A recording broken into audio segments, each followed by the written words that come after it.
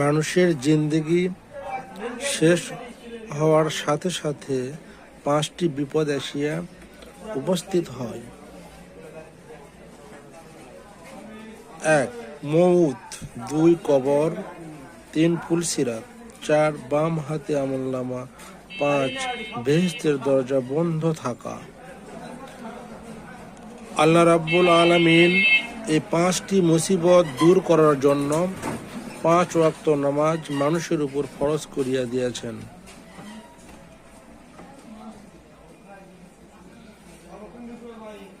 5 ওয়াক্ত নামাজের জন্য পৃথক পৃথক জহর, আসর, মাগরিব, এশা ও ফজর এই 5 ওয়াক্ত নির্দিষ্ট হলে কেন? উত্তর, হযরত আলী রাদিয়াল্লাহু তাআলা আনহু বলেন, একবার আমাদের প্রিয় নবী হযরত মুহাম্মদ মুস্তাফা সাল্লাল্লাহু আলাইহি ওয়াসাল্লাম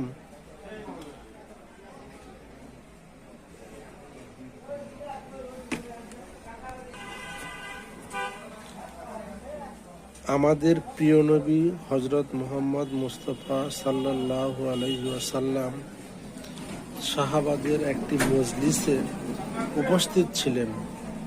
তখন একদল ইহুদি তাহার নিকট উপস্থিত হইয়া জিজ্ঞাসা করিল, হে মুহাম্মদ সাল্লাল্লাহু আলাইহি সাল্লাম, আমরা আপনার নিকট এমন কতগুলি প্রশ্ন করিব যাহার উত্তর বড় পয়গম্বর ব্যতীত অন্য কেহ দিতে পারিবে না। হুজুর সাল্লাল্লাহু আলাইহি ওয়াসাল্লাম বলিলেন, আচ্ছা, আপনাদের বক্তব্য পেশ করুন।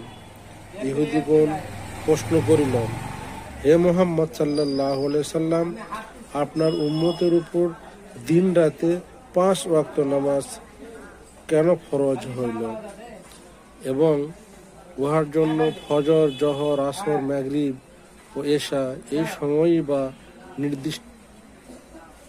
নির্দিষ্ট হইল? অন্য সময় তো নির্দিষ্ট হইতে পারিত, অন্য সময়ও তো নির্দিষ্ট হইতে পারিত।